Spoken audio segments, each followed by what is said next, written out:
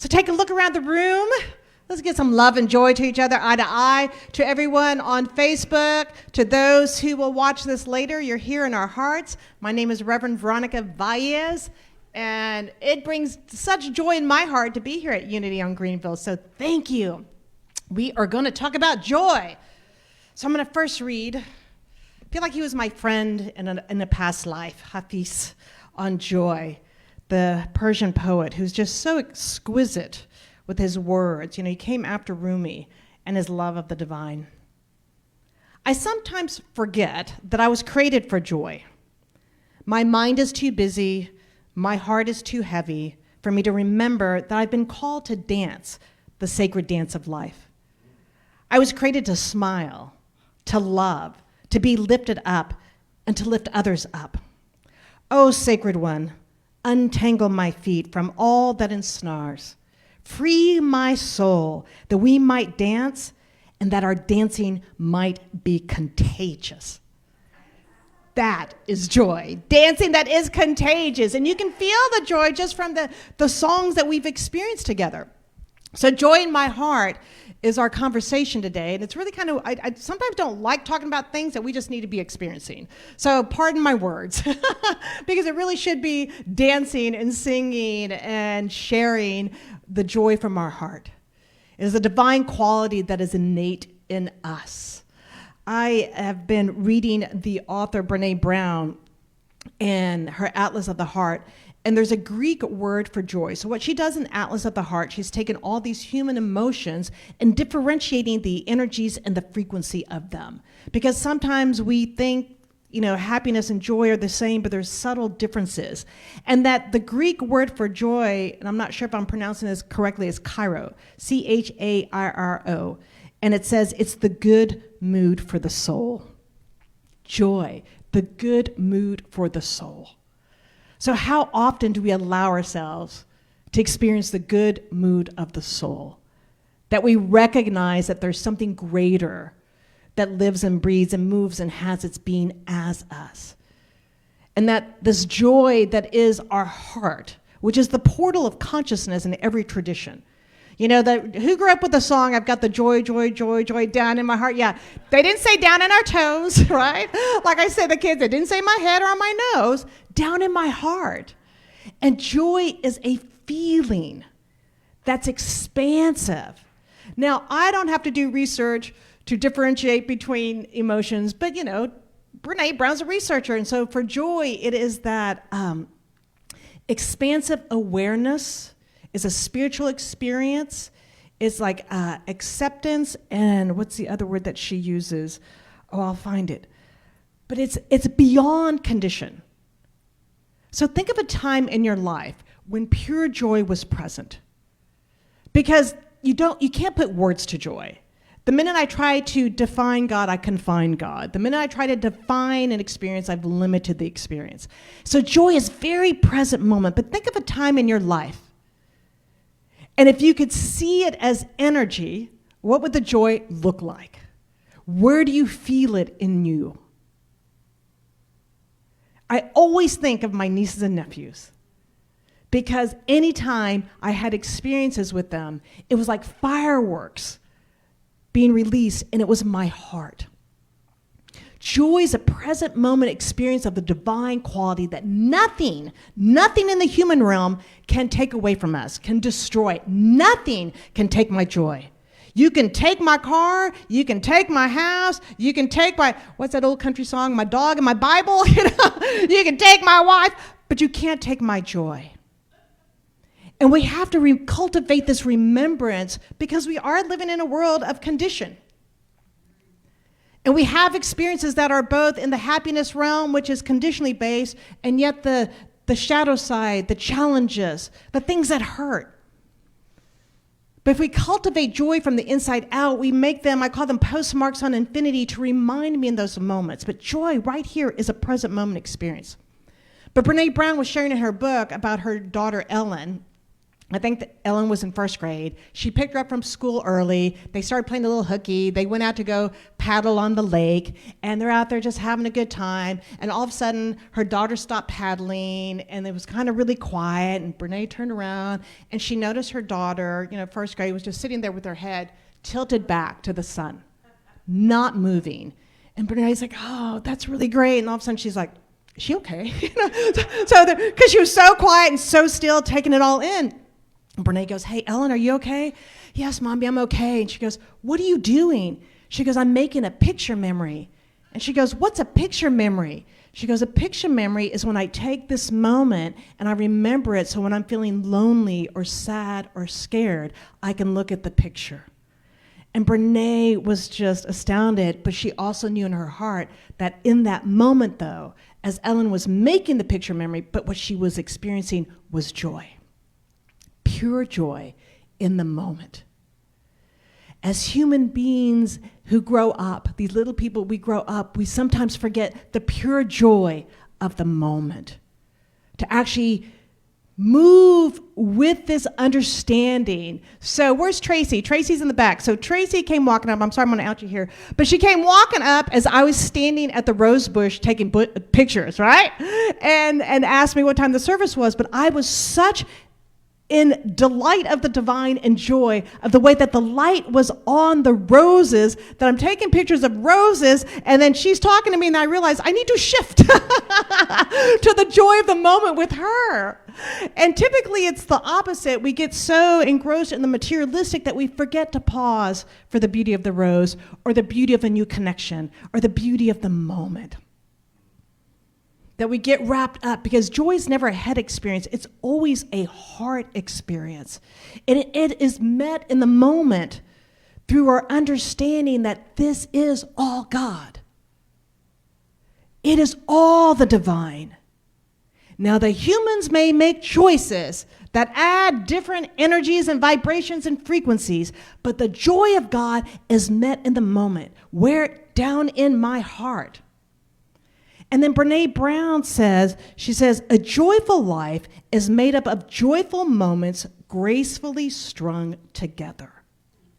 Gracefully strung together. So think of something once again. Drop into your heart something that has brought you joy that you can say in 5 words or less. All right? So I'm just going to say pizza in Verona, Italy. Anybody willing to throw out? We're going to string some joy together. Anybody willing to throw anything out of a joyful experience in 5 words or less? Dancing. Anybody else? And real loud if you're in the back, because I'm a little hard of hearing. Chalk drawings on the sidewalk. Chalk drawings on the sidewalk. Who else? Say it again? Dallas. Oh, Dallas Symphony Orchestra. I am hard of hearing. I need to get closer this way. Thank you. What else? Let's joyfully string together some moments of joy. Who else? The beach. What? By the ocean, by the beach. You made my day. You made. You made. I found my dad when I visited him. Beautiful when you visit your dad. Who else? I'm coming this way. No, I don't have my mask, but I'm fine. Anything? Joy? Joy? Anybody want to add joy? The birth of your daughter. Yeah. That, can you see everybody feeling that? Notice how contagious that is. Lunch in Ravello, Italy. Oh, yes. Oh, joy comes in the morning when the birds start singing. Anybody else? These, yes. On the water in the kayak. Yes. Now notice, if you take a look around the room when people are sharing, because I gotta get the camera here, notice how their facial expression lights up. How the memory, that's your precious memory. Or picture memory, as Ellen said. In mindfulness, we call it a happy mini memory movie. Because the brain doesn't know the difference between a memory and what's happening in the moment. So when I can tap into that memory of joy, it literally releases dopamine from my brain, that feel-good hormone. But see, I don't want to live in the past, but I can use it as a string of lights to remind me when there is the darkness and the challenges, like, oh, but look at all the joy. It's like the Christmas lights that we light up. Because joy is so right here in this moment. And it's not based on condition, even though we experience it. My favorite aunt, we called her Zia instead of Thea. She's my father's side, so Mexican, but my mother's Italian, and Zia's aunt in Italian. Her faith, her belief in Jesus Christ was so profoundly joyful that she radiated it. And unfortunately, last year, before she passed away unexpectedly, I went to visit her in the hospital. And I'm in the midst of both sadness and joy. And yet I'm present with her, and she's smiling. I'm like, Zia, where are you? She goes, I'm halfway in heaven. I'm halfway in heaven. I'm like, well, I love you, and I'm going to miss you, and I want you to have the best, journey that way, because I really wanted her to pass away at home. She ended up in the ICU.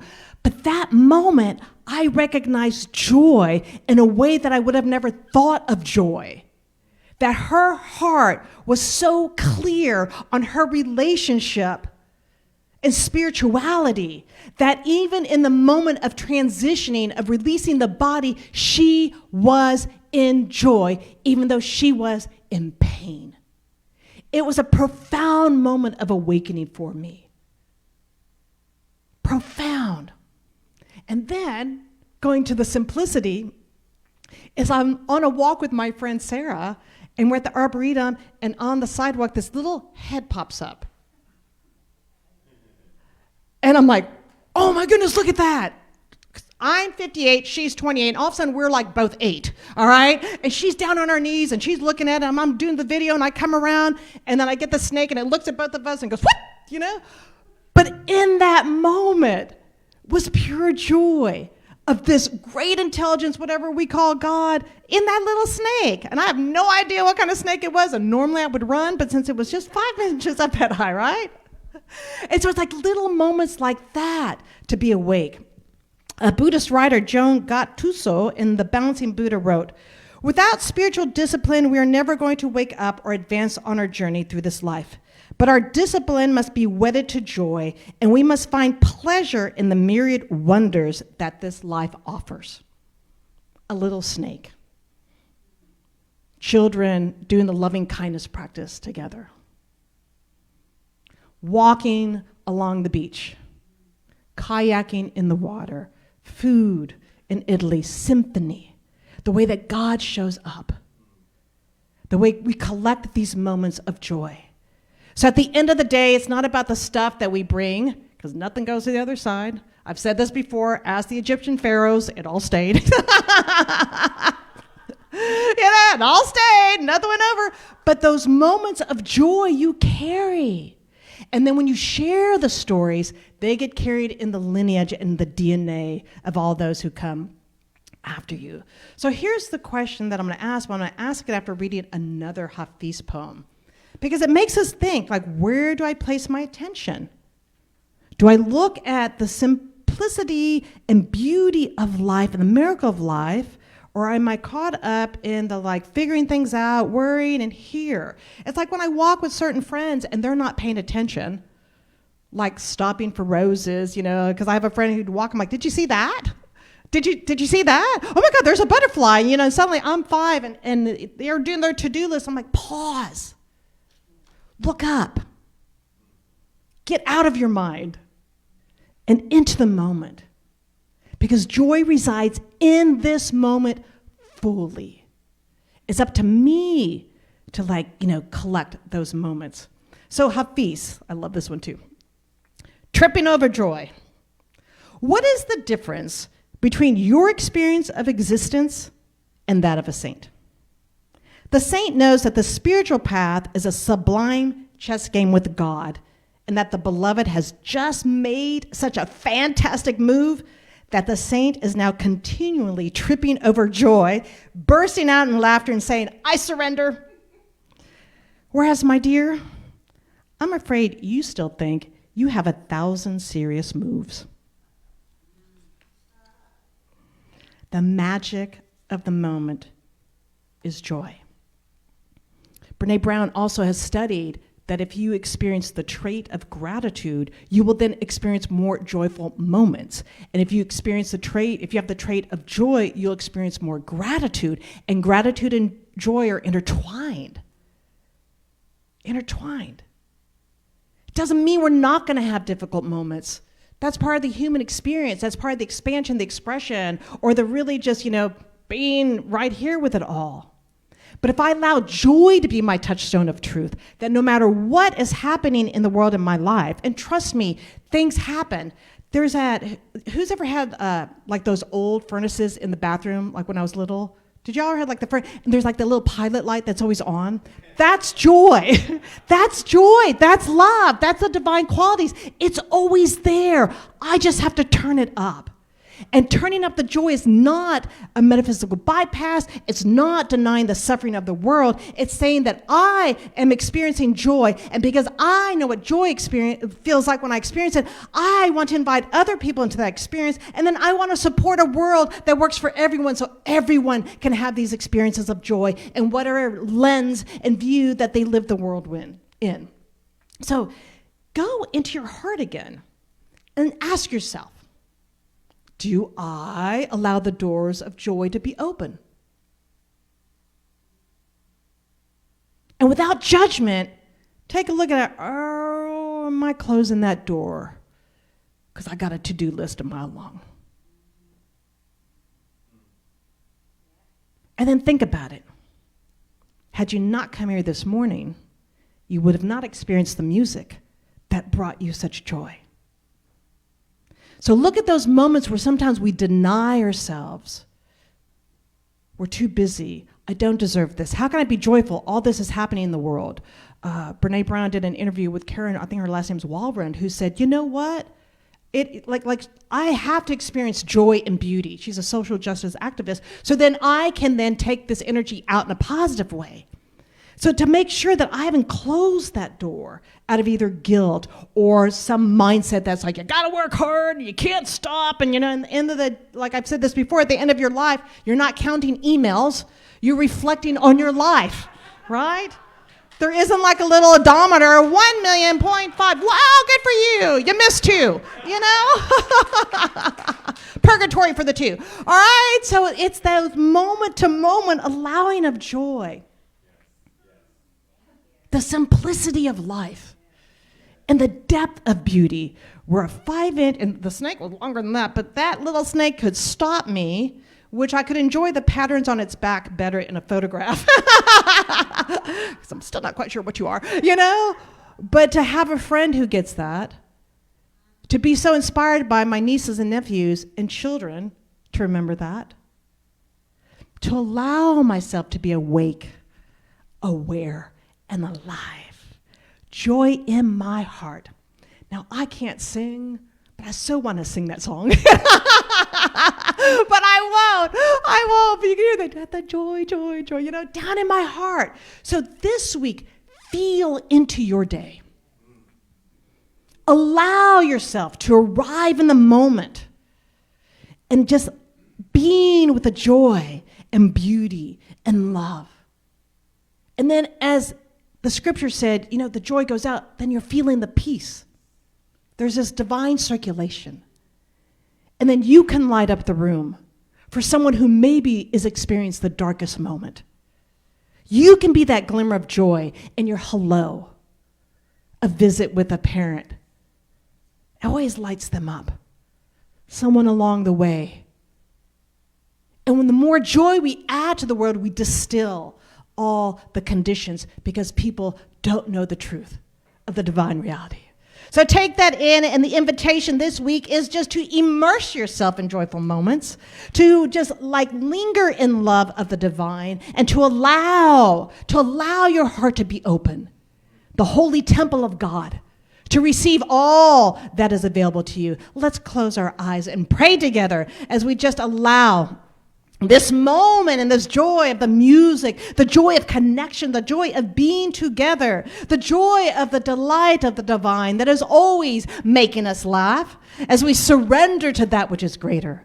So what I know and I affirm and I declare is that in the allness and wholeness of God, that the joy that is present is the sunshine that grows that seed. It tickles it awake. It says, come here to play, my dear. That we know and affirm and declare that in this moment, the joy of God that is in our heart radiates out into the world. But nothing in the human realm can deter my joy. Nothing can diminish that essence and frequency of the divine. That I too may be that light for those who are in need, as others have been that light for me. So we breathe into the joy of the divine love, the divine reality, feel it pulsating, this palpable frequency of light in our body temple. Bring ourselves to this holy moment to recognize as we gather the string of joy that we illuminate the world with our smile, with our eyes, with our conscious yeses. I breathe in such gratitude to actually know this truth of the allness of God, of the power of God, of the love and the light and the truth of God. And for those who are not awakened to the truth of their own magnificence, in my joy, I mirror to them their joy, to awaken in them their light, so then we can walk this world together in the celebration of that sacred dance that is the dance of the divine. So we breathe in this moment together in the joy of this community and the joy of all the people who join us now or maybe watching later, for those who walk in this sanctuary and those who have been here and watch us from afar, and for every single light that has added joy to this place. That we know together it multiplies. It circulates. It's expansive. It heads out into the neighborhoods. It welcomes people into the joy of love. And that is the sacred dance of light. So we breathe in. Oh, and that joyful knowingness that it is already so. It is now. It is now in God. It is now. We don't have to wait. We open our hearts, we receive, and we radiate, and together knowing that it is so, and such gratitude for this awareness. We affirm it by saying, and so it is.